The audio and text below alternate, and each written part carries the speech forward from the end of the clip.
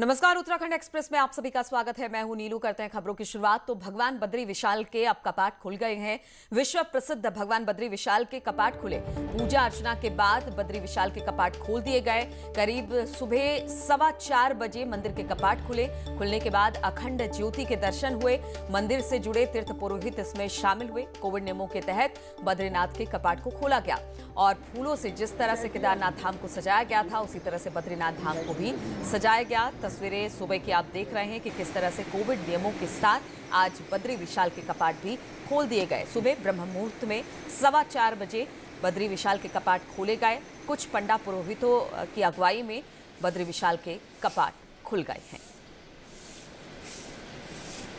तो 4:15 पर बद्री विशाल के कपाट खोल दिए गए। कोविड नियमों का पालन करते हुए बहुत सीमित संख्या में जो पंडित पुरोहित थे पूरे रीति रिवाज के साथ उन्होंने पूजा अर्चना की और उसके बाद बद्री विशाल के भी अब कपाट खुल गए। हालांकि चार धाम यात्रा के लिए श्रद्धालु नहीं जा पा रहे हैं, लेकिन हमारे चैनल के माध्यम से वो दर्शन कर सकते हैं और हमारी कोशिश भी यही है कि घर बैठे बैठे दर्शन पूजन चार धाम के हो जाएं।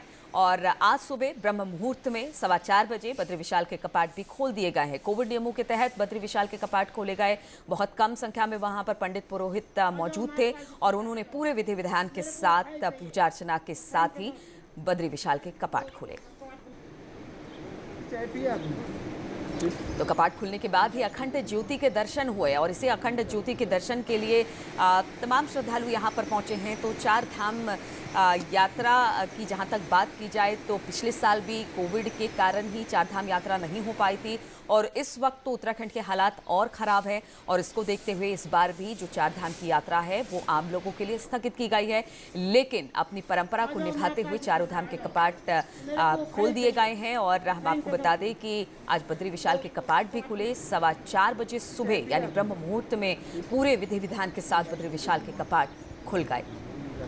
बेहद खूबसूरत तरीके से मंदिर को सजाया संवारा गया था। कल हमने देखा था कि केदारनाथ धाम को भी बड़ी खूबसूरत तरीके से सजाया गया था और आज बद्री विशाल के दर्शन भी आप कर रहे हैं। मंदिर को फूलों से सजाया गया, पूरे रीति रिवाज के साथ मंत्रोच्चार के साथ बद्री विशाल के कपाट खुले।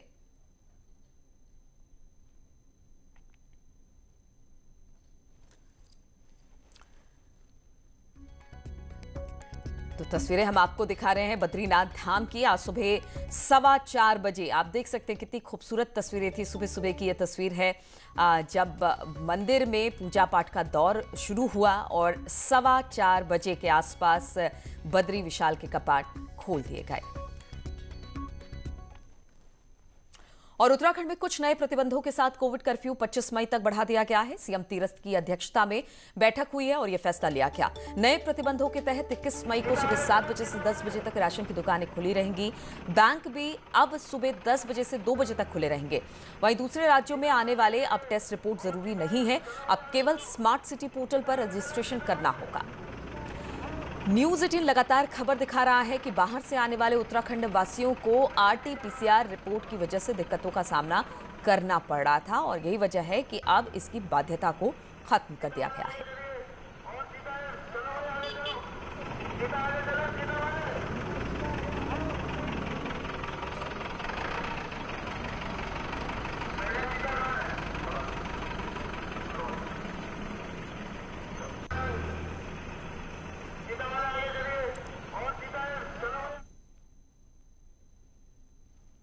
तो 25 मई तक के लिए अब कोविड कर्फ्यू बढ़ा दिया गया है और यही कहा जा रहा था कि ये कर्फ्यू आगे बढ़ाया जाएगा। इस द्वितीय फेज में हम लोगों ने राज्य में 18 तारीख से लेके 18 तारीख सुबह 6 बजे से 25 तारीख सुबह 6 बजे तक द्वितीय फेज में कोविड कर्फ्यू लागू किया जाएगा। और इसी पर बातचीत करने के लिए दीपांकर हमारे साथ जुड़ गए हैं। दीपांकर, अब कोविड कर्फ्यू को आगे बढ़ा दिया गया है और कहा भी यही जा रहा था कि जिस तरह के हालात उत्तराखंड में बने हुए हैं उसको लेकर ये आगे बढ़ सकता है। तो किन गाइडलाइंस के साथ इसे बढ़ाया गया है, क्या सख्ती रहेगी और किस तरह की छूट रहेगी इस दौरान? बिल्कुल नीलू, जो बड़ी बात है वो ये है कि 25 तारीख तक कर्फ्यू बढ़ाया गया है। इसमें सबसे खास बात कि राशन की दुकान इस हफ्ते में सिर्फ एक दिन खुलेंगी, वो 21 तारीख को, और वो भी सिर्फ 3 घंटे के लिए, यानी सुबह 7 बजे से लेके 10 बजे तक। पिछली बार ये राशन की दुकानें 2 दिन छूट थी, इस बार इस छूट को कम किया गया, 1 दिन किया गया है। इसके अलावा जो कई दिक्कतें इस बात को लेकर आई थी, कई लोग जो अंतिम संस्कार में शामिल होने जाते थे, 20 लोगों की जो परमिशन थी, लेकिन लौटते वक्त उन्हें कई जगह पर रोका जाता था। इस बार उनके लिए अनिवार्य तौर पर प्रशासन की तरफ से पास जारी होगा, यानी उन्हें कहीं पर कोई दिक्कत ना आए उन लोगों को, इसके लिए प्रशासन उनको पास देगा ताकि लौटते हुए उन्हें किसी तरह की दिक्कतों का सामना न करना पड़े। तीसरी बात यह कि दूसरे राज्यों से आने वाले लोगों के लिए और उत्तराखंड के लोगों के लिए अब RT-PCR की रिपोर्ट एक जगह से दूसरी जगह जाने के लिए दिखाना अनिवार्य नहीं होगा।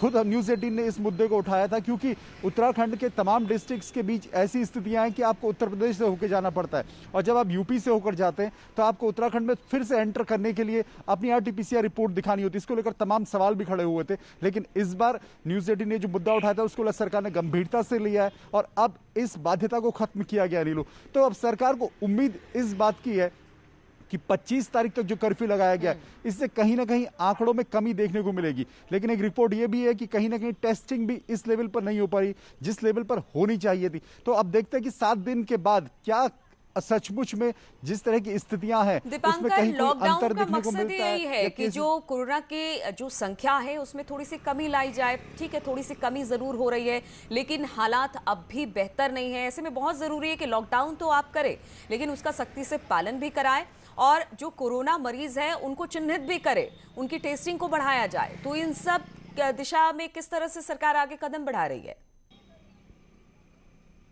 बिल्कुल नीलो, सरकार की तरफ से ये कहा गया है कि अब ब्लॉक लेवल पर कोविड केयर सेंटर बनाए जाएंगे, वहां पर टेस्टिंग की व्यवस्था की जाएगी। लेकिन सबसे बड़ी चिंता की बात यह है कि उत्तराखंड के 9 में से 5 पहाड़ी डिस्ट्रिक्ट्स में इस वक्त संक्रमण की दर 20% से ज्यादा है, कहीं कहीं 30% से भी ज्यादा है। तो और जबकि मैदानी डिस्ट्रिक्ट में अगर नैनीताल डिस्ट्रिक्ट को छोड़ दिया जाए तो 3 डिस्ट्रिक्ट में 20% से कम इस वक्त संक्रमण की दर है। तो जो बात आप कह रही है कि कहीं ना कहीं टेस्टिंग बढ़ाई जाने की जरूरत है, पहाड़ों पर खासतौर पर इस वक्त फोकस किए जाने की जरूरत है, क्योंकि गाँव में बहुत ज्यादा केस सामने आ रहे हैं। यानी अगला 1 हफ्ते का कर्फ्यू बहुत कुछ ये तय करेगा कि आने वाली स्थितियां कैसी रहेंगी, लेकिन अभी भी चुनौतियां बहुत है सरकार के सामने। और एक सवाल और दीपांकर, चूंकि उत्तराखंड की बात की जाए, आबादी के लिहाज से बेहद कम है यहाँ की आबादी, लेकिन उस हिसाब से कोरोना का संक्रमण तेजी से बढ़ा है। उन 5-6 राज्यों में ये शामिल हो गया है जो कि बहुत ज्यादा खतरे से गुजर रहे हैं कोविड के। ऐसे में स्थिति को दुरुस्त करने के लिए सरकार को कोई ठोस कदम उठाने की जरूरत है लॉकडाउन के साथ ही। एक बार फिर से ये सवाल आपसे। बिल्कुल, सबसे बड़ी बात यह कि रिकवरी रेट में उत्तराखंड अभी भी उन राज्यों में जहां रिकवरी रेट बहुत ज्यादा खराब है। मोर्टेलिटी रेट यानी मरने वालों की जो संख्या वो उत्तराखंड में अभी भी बहुत ज्यादा है। तीसरी बात यह कि पहाड़ी डिस्ट्रिक्ट में संक्रमण मैदानी डिस्ट्रिक्ट से ज्यादा हो चुका है। यानी 3-4 स्थितियां ऐसी हैं जिन फ्रंट पर सरकार को निपटना इस चुनौती से आसान नहीं होने वाला नीलू। तो कुल मिला के एक तरफ तो जो कर्फ्यू की प्लानिंग है वो तो है ही, लेकिन पहाड़ी डिस्ट्रिक्ट में जहां आप गाँव में कर्फ्यू की स्थिति नहीं लगा सकते, वहां पर आप किस तरीके से संक्रमण को रोकेंगे, ये सरकार के लिए सबसे बड़ी चुनौती होने वाला है। सबसे बड़ी चुनौती होगी, और यहां पर जो कमियां हैं उसे दुरुस्त करना होगा। बहुत बहुत शुक्रिया आपका दीपांकर। और उत्तराखंड में कोरोना केसों की संख्या में काफी कमी आई है। सोमवार को राज्य में 3719 नए केस सामने आए, जबकि 136 मरीजों की मौत हुई है। वहीं राज्य में 3647 मरीज रिकवर भी हुए हैं। कुल एक्टिव केस अभी भी 78,000 के पार है।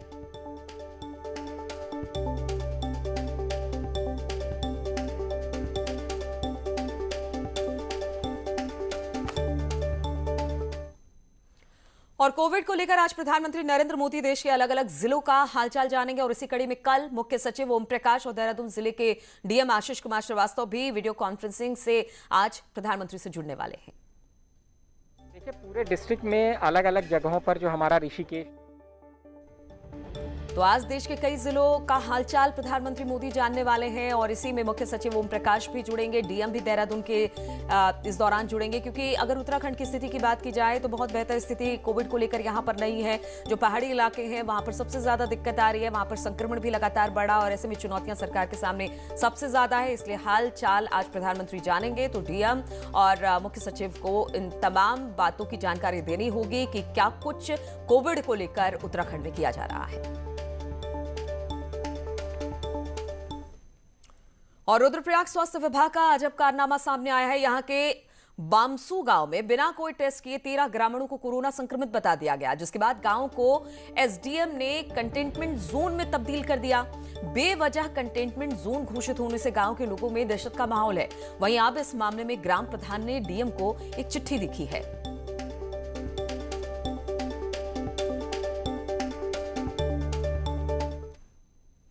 ऋषिकेश एम्स में ब्लैक फंगस के 8 और मरीज मिले हैं, जिससे ब्लैक फंगस मरीजों की कुल तादाद अब 25 तक जा पहुंची है। आज उत्तर प्रदेश के 6 और उत्तराखंड के 2 मरीजों को यहां पर भर्ती कराया गया। ब्लैक फंगस मरीजों के लिए अलग से अब वार्ड भी बना दिया गया है। 13 मरीजों को ऑपरेट किया गया है, जबकि बाकी का इलाज इस वक्त चल रहा है।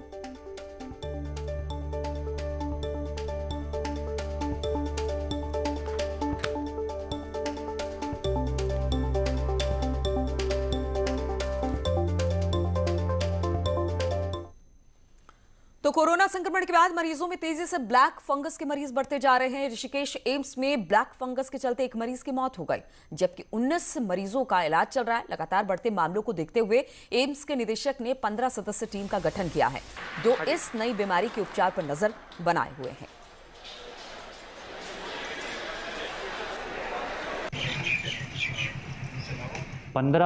सदस्यीय 15 डॉक्टरों की एक टीम गठित की गई है, जो इन म्यूकोरमाइकोसिस के इलाज को निगरानी करेगी। इस समय 19 मरीज हैं, 12 उत्तराखंड से हैं और 7 उत्तर प्रदेश से हैं। और उत्तराखंड में कोरोना के एक्टिव केस कम हो रहे हैं, लेकिन सच्चाई ये है कि टेस्टिंग भी कम हो रही है। हालात यह है कि बीते 16 दिनों में अकेले देहरादून और 9 पहाड़ी जिलों में करीब करीब बराबर टेस्टिंग हुई है।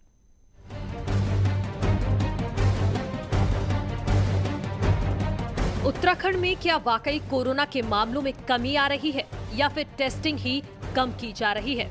क्योंकि अगर टेस्टिंग कम होगी तो केस भी कम ही आएंगे। बीते 6 हफ्तों के आंकड़ों पर अगर नजर डालें तो राज्य में 10 से 16 मई तक 1,57,908 टेस्ट किए गए, जबकि उससे पहले हर हफ्ते में करीब 2,35,000 से ज्यादा टेस्ट हुए। वहीं 1 से 16 मई तक सिर्फ देहरादून में करीब 1,51,000 टेस्ट हुए, जबकि 1 से 16 मई तक 9 पहाड़ी जिलों में 1,62,000 टेस्ट किए गए। इतना ही नहीं, 5 पहाड़ी जिलों में कोरोना संक्रमण 20% से ज्यादा रफ्तार से फैल रहा है। मई की बात करते हैं तो 9 पर्वतीय जिलों में से 5 पर्वतीय जिले ऐसे हैं जहां पर संक्रमण दर 20% से ज्यादा है। पौड़ी 34.9%, पिथौरागढ़ 24.3%, टिहरी 22.9%, अल्मोड़ा 21.8% और रुद्रप्रयाग 20.8%। इसके अलावा चमोली लगभग 20% के आसपास, यानी 19.4%। पहाड़ में टेस्टिंग हो ही नहीं पा रही है और सही आंकड़े सामने नहीं आ पा रहे हैं, लेकिन सरकार का कहना है कि जल्द हालात सुधरेंगे। जहाँ तक टेस्टिंग का सवाल है, तो जो रैपिड टेस्टिंग हो रही है ये तो हर जिले और हर कस्बे में हो रही है, लेकिन जो RT-PCR टेस्टिंग है वो चमोली जिला, रुद्रप्रयाग जिला और पौड़ी जिला और आधा टिहरी जिला, इसकी जितनी भी सैंपलिंग आती हैं वो आते हैं मेडिकल कॉलेज श्रीनगर में, और कुमाऊं के जितने भी केस आते हैं वो आते हैं मेडिकल कॉलेज हल्द्वानी में। तो थोड़ा इसमें अभी 3-4 दिन का समय लग रहा है। तो स्पष्ट है कि टेस्टिंग हो रही है, और टेस्टिंग होने के बाद, और अभी हकीकत तो ये है कि चूँकि अभी ये 7 दिन का हम लोगों ने पहला कोविड कर्फ्यू लगाया था और चेन को तोड़ने के लिए मिनिमम 14 दिनों की आवश्यकता बताई जाती है। तो अभी आप देखिएगा कि दूसरे फेज के बाद परिणाम आपको बहुत, हमारी जो संभावना है बहुत अच्छे परिणाम निकलेंगे। आंकड़ों से साफ है कि कोरोना को लेकर हालात बहुत अच्छे नहीं हैं। जरूरी है कि टेस्टिंग की संख्या बढ़ाई जाए और लॉकडाउन का कड़ाई से पालन कराया जाए, जिससे कोरोना को काबू में किया जा सके। देहरादून से न्यूज़ 18 के लिए दीपांकर भट्ट की रिपोर्ट।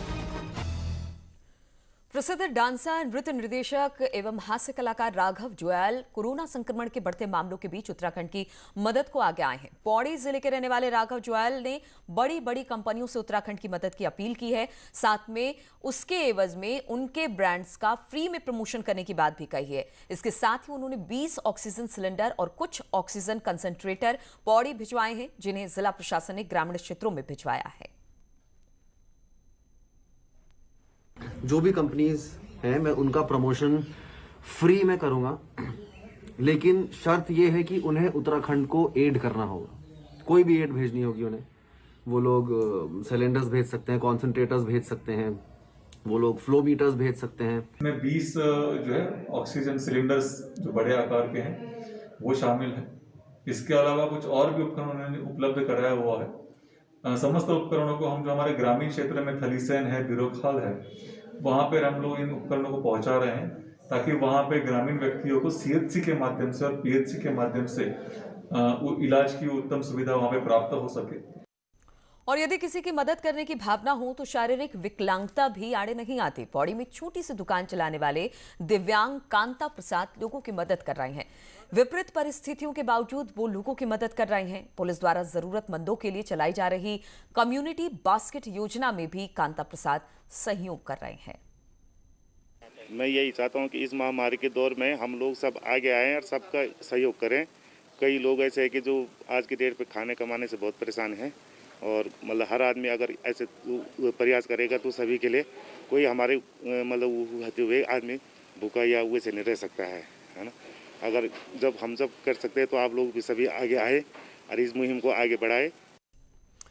और राज्यसभा सांसद अनिल बलूनी की पहल पर उत्तराखंड को जो ऑक्सीजन कंसंट्रेटर मिले उनमें से 5 गैरसैंण और 5 चौखुटिया को दिए गए हैं। बीजेपी के राष्ट्रीय मीडिया टीम के मेंबर सतीश लखेड़ा का कहना है कि चौखुटिया और गैरसैंण दोनों रिमोट इलाके हैं और उन्होंने अनिल बलूनी से आग्रह किया था कि इन इलाकों की भी मदद होनी चाहिए।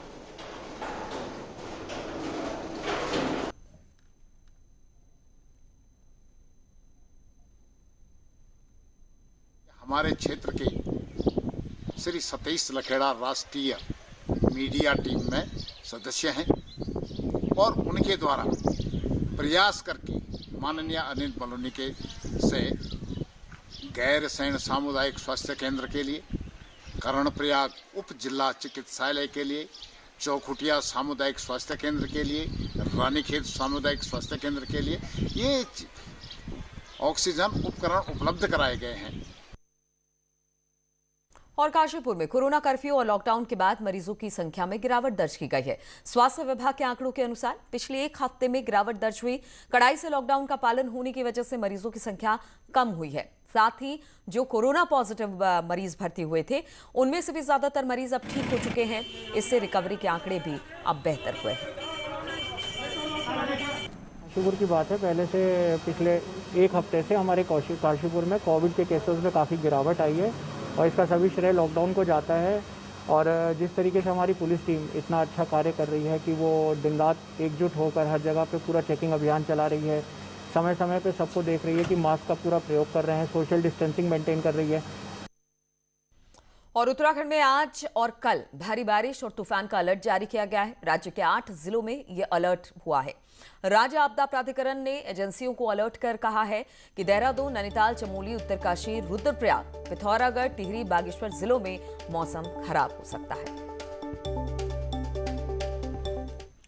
तो इन तमाम खबरों के साथ इस बुलेटिन में फिलहाल इतना ही। रुकेंगे छोटे से ब्रेक के लिए, लेकिन ब्रेक के बाद भी लगातार खबरों का सिलसिला यहां जारी है।